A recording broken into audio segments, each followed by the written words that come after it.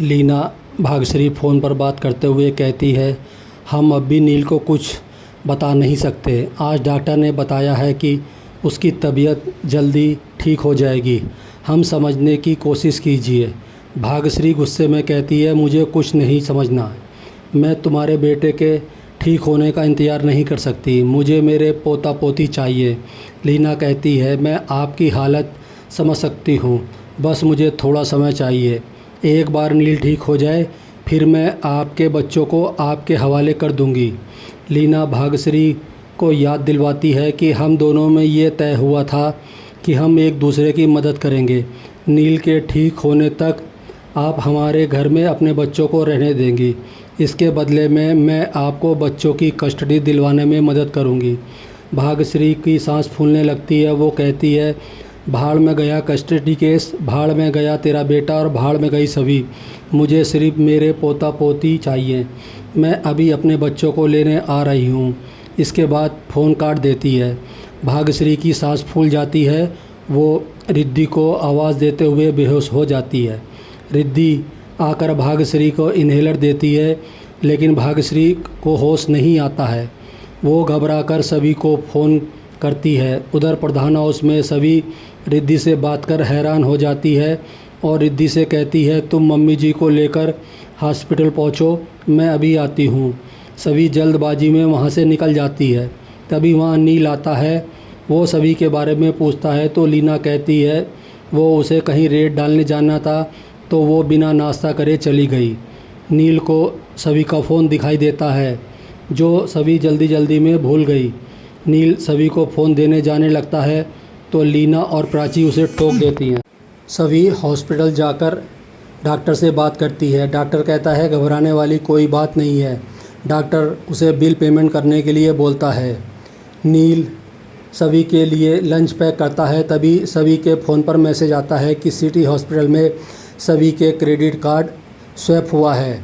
नील सोचता है कि सभी कहीं मुसीबत में तो नहीं है। वो प्राची से सही को स्कूल छोड़ने के लिए कहता है और सिटी हॉस्पिटल के लिए निकलता है। प्राची उसे रोकने की बहुत कोशिश करती है, लेकिन वो उसकी बात सुने बिना ही निकल जाता है। तभी लीना आती है और प्राची उसे बताती है, नील भैया सिटी हॉस्पिटल गए हैं। उन्हें लगता है कि सभी किसी मुसीबत में हैं। दूसरी तरफ भाग्यश्री को होश आने लगता है, जिसे देखकर रिद्धि और सभी को राहत मिलती है।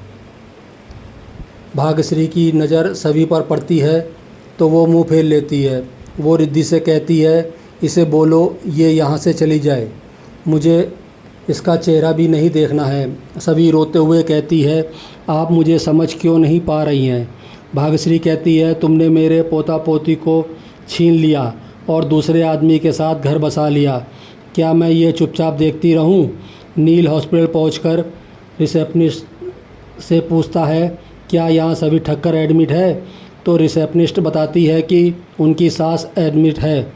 नील हैरान होकर सोचता है, आई तो घर पर हैं, तो उनका रूम नंबर पूछकर उनसे मिलने चला जाता है।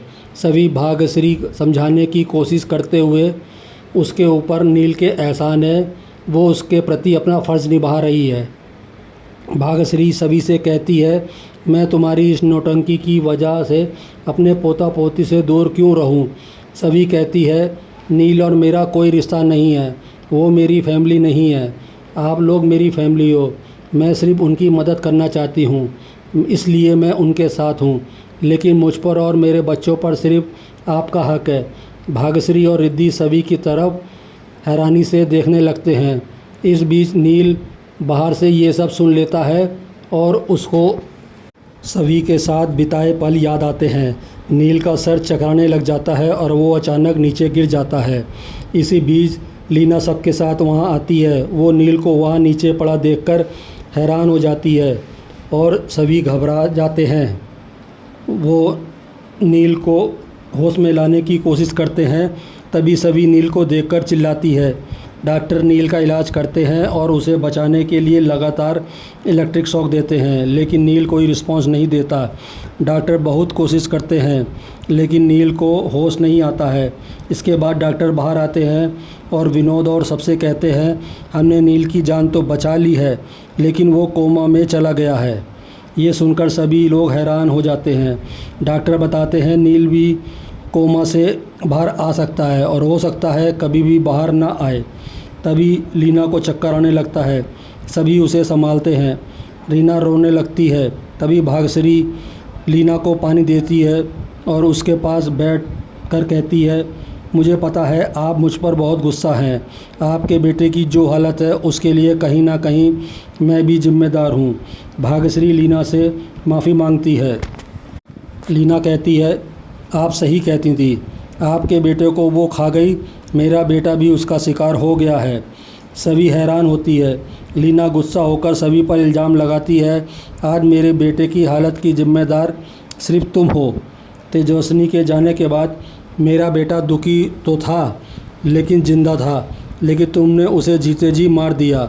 उसकी बातें सुनकर सभी दुखी होते हुए वहाँ से जाने लगती है। लीना गुस्से में कहती है, क्या अब तुम उसे मार कर ही दम लोगी। सभी घर पहुंचती है। वो देखती है सई और सर्वेंट कियान को दूध पिलाने की कोशिश करते हैं और वहाँ सई से कहती है, चलो हमें जाना है। वो सई और कियान को लेकर जाने लगती है। तभी सई पूछती है, आप कहाँ लेकर जा रही हैं और फूकी बाबा कहाँ हैं। सभी कोई जवाब नहीं देती है और वहाँ से चली जाती है। इसके बाद सभी कियान और सई को भाग्यश्री से पास लेकर जाती है। सई भाग्यश्री से मिलकर खुश होती है। भाग्यश्री भी कियान को गोद में लेकर उसे प्यार करने लगती है। सभी भाग्यश्री से कहती है, ये बच्चे आपके हैं, इन दोनों पर सिर्फ आपका हक है। सभी कहती है, मैंने अनजाने में आपका और कई लोगों का दिल दुखाया है। सभी की बात सुनकर भाग्यश्री भावुक होती है। सभी कहती है, मेरे बच्चे मुझसे दूर ना हो, इसलिए मैंने नील का सहारा लिया। मैं वादा करती हूँ मेरी वजह से आपकी आंखों में कभी आंसू नहीं आएंगे। सभी रोते हुए हाथ जोड़कर भाग्यश्री से माफ़ी मांगती है। भाग्यश्री हैरान होकर सभी की बात सुनती है। सभी सई को गले लगाते हुए कहती है, अपना ख्याल रखना, दादी और कियान का भी ख्याल रखना। सई प्रॉमिस करती है। सभी रोते हुए कियान और सई को भाग्यश्री के पास छोड़कर चली जाती है। सई भाग्यश्री से पूछती है, परी मम्मा ऐसा क्यों बोल कर गई हैं। भाग्यश्री असमंजस में पड़ जाती है। अब अगले एपिसोड में देखिए, सई सभी को बताती है कि बाबा को होश आ गया है। सभी खुश होती है। इसी बीच भाग्यश्री सभी से माफ़ी मांगती है और कहती है, तुम गलत नहीं थी। रजत के जाने के दुख में तुम्हें तकलीफ़ देना शुरू कर दिया था मैंने। तुम दुनिया की सबसे अच्छी माँ हो। भाग्यश्री सभी से नील के साथ ज़िंदगी की नई शुरुआत करने के लिए कहती है। सभी हैरान हो जाती है।